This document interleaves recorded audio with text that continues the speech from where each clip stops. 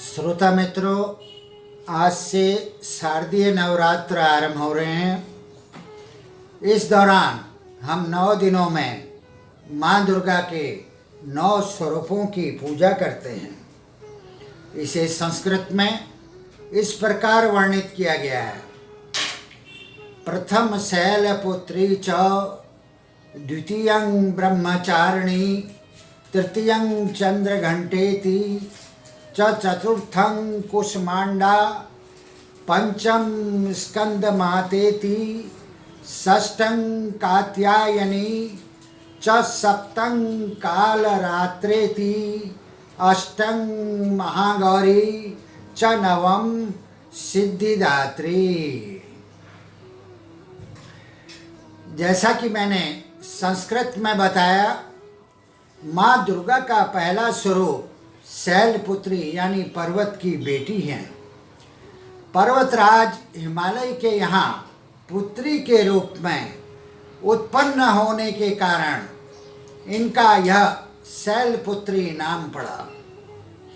इनके ललाट पर अर्धचंद्र है और वृषभ यानी कि नंदी बैल की पीठ पर सवार इस स्वरूप में माता जी के दाहिने हाथ में त्रिशूल और बाएं हाथ में कमल पुष्प सुशोभित है। कहा भी गया है कि वंदे वांछित लाभाय चंद्रार्थ कृतं शेखरां, वृषारूढ़ां शूलधरां, शैलपुत्री यशस्विनीम। माता अपने पूर्व जन्म में प्रजापति दक्ष की कन्या के रूप में उत्पन्न हुई थी। तब इनका नाम सती भवानी था। इनका विवाह श्री शंकर जी के साथ हुआ था। अब कहानी में कैसे नया मोड़ आता है, यह आप देखिए। एक बार सती भवानी के पिता प्रजापति दक्ष ने एक बहुत बड़ा यज्ञ किया। इसमें उन्होंने सारे देवताओं को अपना अपना यज्ञ भाग प्राप्त करने के लिए निमंत्रित किया, किंतु उन्होंने भगवान शंकर को इस यज्ञ में निमंत्रित नहीं किया।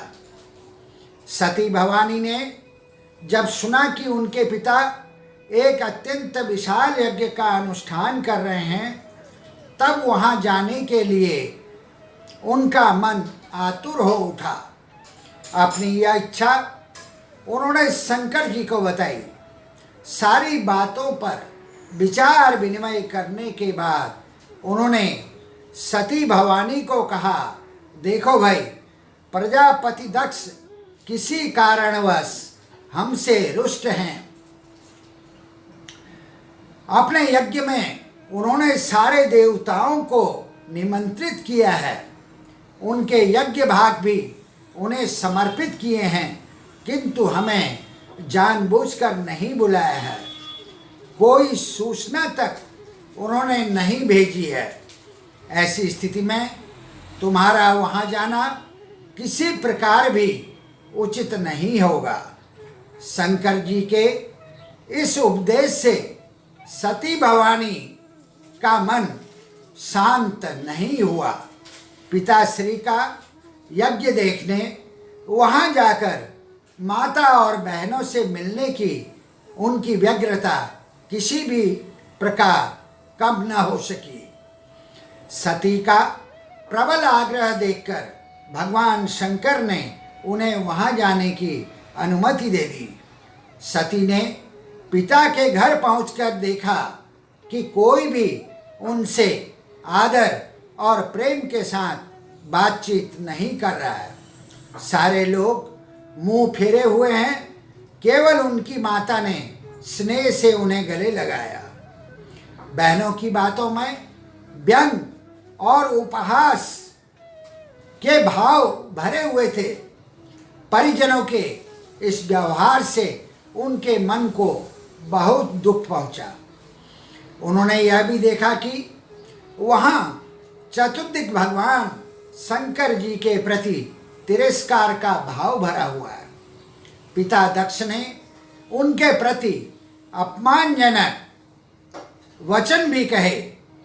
यह सब देखकर सती भवानी का हृदय क्षोभ, ग्लानि और क्रोध से संतप्त हो उठा। उनको लगा कि भगवान शंकर जी की बात नहीं मान यहाँ आकर उन्होंने बहुत बड़ी गलती की है। वह अपने पति भगवान श्री शंकर के इस अपमान को सह नहीं सकी। उन्होंने अपने उस रूप को तत्क्षण वहीं योगाग्नि द्वारा जलाकर भस्म कर दिया। वज्रपात के समान इस दारुण दुखद घटना को सुनकर शंकर जी ने क्रुद्ध हो अपने गणों को भेजकर दक्ष के उस यज्ञ का पूर्णतः विध्वंस करा दिया। आगे प्रसंग यह मिलता है कि भगवान शंकर क्रोध में माता के जले शरीर को अपने कंधे में डालकर तीनों लोकों में विचरण करने लगे और तब भगवान विष्णु ने इस तपती ज्वाला को शांत करने के लिए माता के शरीर के सुदर्शन चक्र से अनेक टुकड़े कर दिए। ये टुकड़े धरती में जहाँ जहाँ गिरे वहाँ वहाँ आज माता जी के अलग अलग नामों से शक्तिपीठ है। सती भवानी ने अगले जन्म में शैलराज हिमालय की पुत्री के रूप में जन्म लिया। इस बार वह शैलपुत्री नाम से विख्यात हुई। पार्वती हेमवती भी उन्हीं के नाम हैं। उपनिषद की एक कथा के अनुसार उन्होंने हेमवती स्वरूप से देवताओं का गर्व भंजन किया था। इस जन्म में भी शैलपुत्री का विवाह शंकर जी से ही हुआ।